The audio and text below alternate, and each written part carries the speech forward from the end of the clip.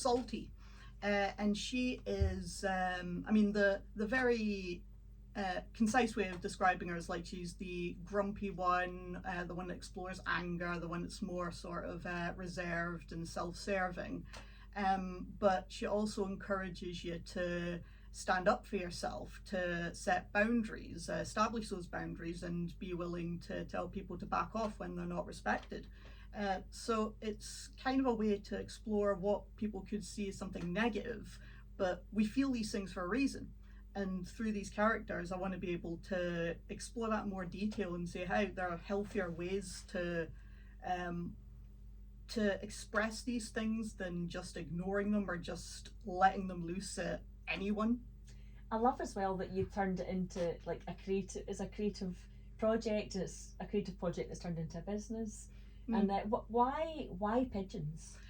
I mean, the short answer is I just think they're neat, but the long answer is I just think of the history of pigeons and how at one point people loved them, people had them as pets, would have them as foods, like food source, used them to friggin' post, like fly overseas to deliver letters, for crying out loud.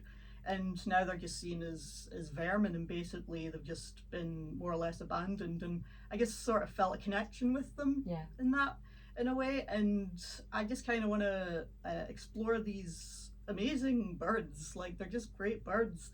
I like to draw, but like they're my favorite sort of subject to draw, really. Like, I mean, hence the whole thing, Moodypidge. But I want to create more of the many different, like more illustrations of the many different breeds of pigeon, because there's so many. Like, just Google up pigeon breeds and you'll find all sorts of shapes and sizes, and just lose an afternoon or two to that, because I've done that, and they're pretty fun to draw, really. Like, just the sort of shapes that you can come up with, or that I don't know, biology can come up with or something to create these things. Can I ask a question? Because I'm intrigued. Mm-hmm. And it's screaming out for a story, isn't it? These pigeons are screaming out to be entered into some sort of story, because if you're illustrating them, and there's a purposeful illustration behind each one, there's got to be a story. I'm kind of developing one, sort of, but it's kind of like it's developing as I'm working on the business, on the artwork. I mean, currently I'm trying to see how to turn these things into potential emojis. I turn them into small products like pins, stickers. I've even got a stress toy of Salty specifically. But I do want to create stories, like, well, that's comics. I'd love to do like a graphic novel.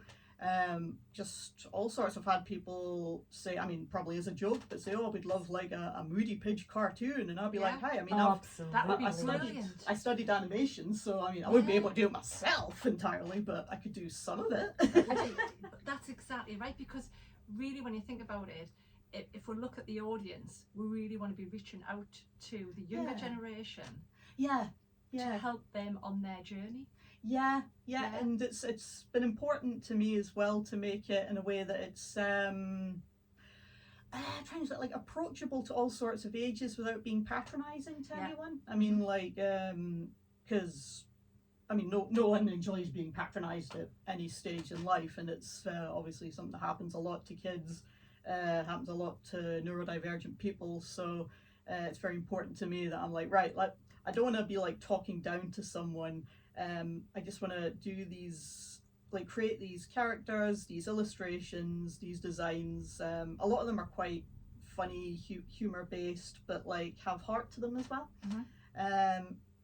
And yeah, I think I want to be able to share these with as many people as possible, or as many potential ways to do so as possible. So yeah, I'd definitely be up for that. I mean, maybe even children's books as well could be a good start. But that's what I was thinking. That's exactly what I was thinking. I wonder if I could just for one moment just stop and actually just show you some of these. So I'm actually just posting on the Incredible People show just now on our Facebook page. So if you're listening in and you're thinking, but what are they? And I can't visualise them because this is radio, Mm-hmm. and it's quite hard to describe them. I've just posted some information to show you, just a little snapshot, and if you want you can go into Instagram and have a look at them. Incredible illustrations. So what I'm going to do is just, we're recording, Yes. this is a YouTube video, so I'm just going to hold that up to show Yeah. the screen that there's beautiful illustrations. I can see that there's a strong sort of purples and pinks in your colouring.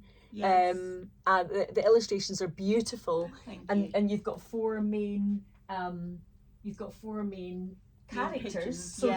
tell me. So Salty. Yeah, Salty's like I say the one I would explore anger and sort of boundary exploring or boundary setting through. Then we've got Sweet, who's quite shy but very kind, very gentle, but also struggles to stand up for herself.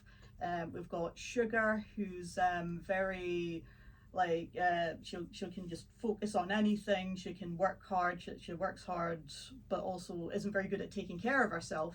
And then we have Spice, who can't focus on anything and is extremely excitable, but like doesn't always know how to read the room or can't like know when to calm down. And it's kind of, these are different aspects of me really, Yes. that have been sort of separated into these little pigeon characters.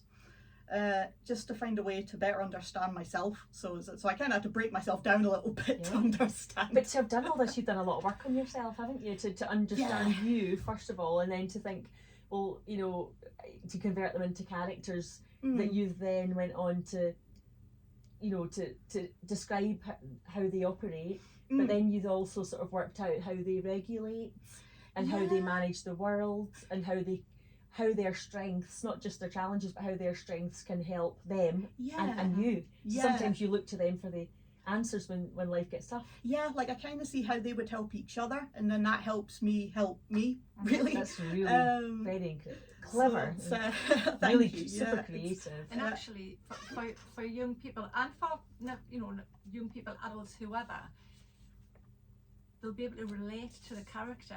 Mm-hmm. And I mean, I've just looked at the graphics as well, and the illustrations are fantastic. Oh, thank you. So it makes complete sense that there's a whole character around an illustration. Yeah, it was important for me to be able to do like bring that to life, I suppose. Like really sort of explore the different aspects of their character. Like I'm kind of doing that through making. I'm calling them my Moody pins at the moment. It's like these little acrylic pins that people can buy, and it looks like these little it'll be like a fun little expression or something that people can wear on their jacket or what have you. But I also want to I was kind of inspired by like emojis that you'd get on like your phone or computer, what have you, and hence I mean like I say, these pigeons were all based off my mood, hence the name Moodypidge. And emojis kind of express a mood or an emotion, hence the name there.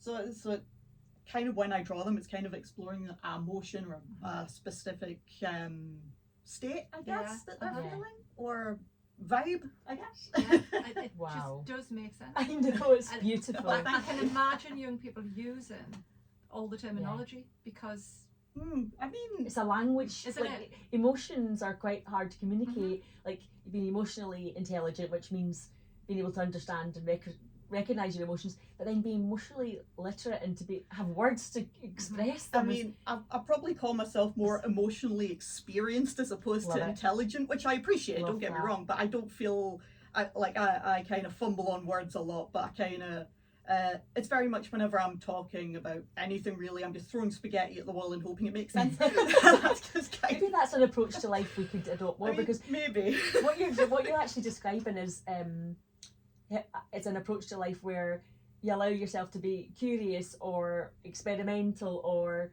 I don't know, like healthy striving just means, oh well, I'll try something and I'll learn from it, and it's a lot better. It's a lot of a better way to approach life, and it's kinder I think for you yourself, need to, isn't it? yeah, you got to let yourself kind of be a bit rubbish at something before you get good at it or get somewhat okay at it. I mean, what is it, like embarrassment is the cost of entry, and I guess I live by that, to be honest with you. I love that quote. That's fab. Listen, what we'll do is we'll stop for a moment. We'll have a few tunes. Remember, if you do want to ask questions or get involved, you can text or WhatsApp 07858 429 316. So we're going to have a few tracks. I thought we might need a little bit of Soul to Soul. We'll go back in time. Ooh, But back, a to, little bit. back to reality. That's the one. Oh, It's come got to on. be the one. Soul to Soul, Back to Yeah. Life. We're going to have, then we're going to have a little bit of Blur, Park Life, and then Nirvana. A couple of different genres going on there. Let's do it. Let's mix it up. Okay. See you soon. Here we go. Ooh. Oh, yeah, so. Yay! Brilliant. Honestly, seriously, right? Thank you. Isn't that beautiful? It's just Love it. phenomenal. Love it. Absolutely phenomenal. And like, it's so hard to describe. I should have said to you to bring some of your. I Yeah. know, I've Do you got to bring know, like toys because and stuff. My granddaughter's 14, right? Mm-mm. And she